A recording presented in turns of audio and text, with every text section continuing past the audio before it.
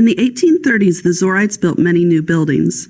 Since everything was owned by the community, many of the houses were known by numbers instead of the names of the people living there. One of the larger buildings in the town is the number 1 house. It was originally built as a home for the older members of the community who were no longer able to work. The community did not need to use the building for this purpose when it was completed, so it became the home of Joseph Beimiller. The number 1 house is 2 stories tall and has a large attic and cellar.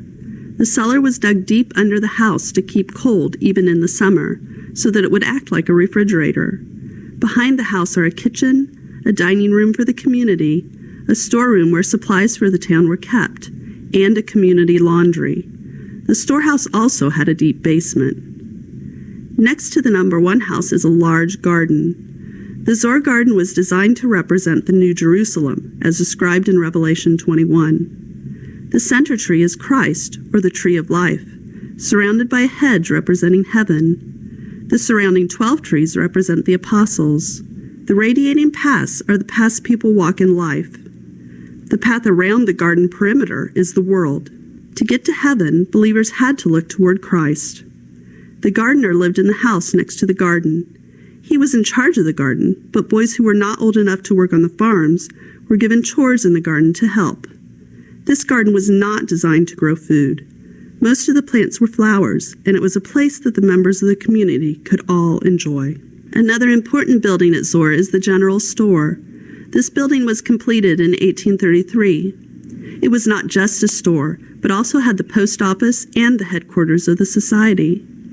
The members of the society did not buy things in this store. Instead, it was used as a place for them to sell their goods to people from neighboring towns or those passing through on the canal. Behind the store is a dairy where the Zoarites stored milk and made butter and cheese to sell. Young girls were assigned to work in the dairy and to haul milk. They would carry 3 buckets at a time. 2 of the buckets were attached to a yoke that went over their shoulders. The 3rd bucket was carried on their heads.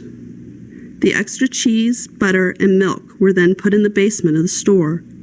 Water from a spring ran through channels in the floor. Buckets full of milk and butter were put in the stream to keep them cool. Because the canal brought many visitors, the town built a hotel in 1833. People from all walks of life stayed at Zoar, from poor travelers to William McKinley, an Ohioan who became President of the United States in 1897. The original hotel had 40 rooms for guests. As the town grew, another wing with 50 more rooms was added.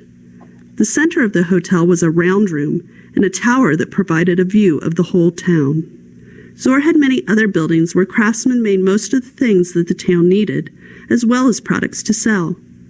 The town had a cider mill, a blacksmith shop, and a tinsmith. Visitors can see demonstrations of traditional arts and crafts by guides wearing clothing like the members of the Zoar community wore in the 1800s.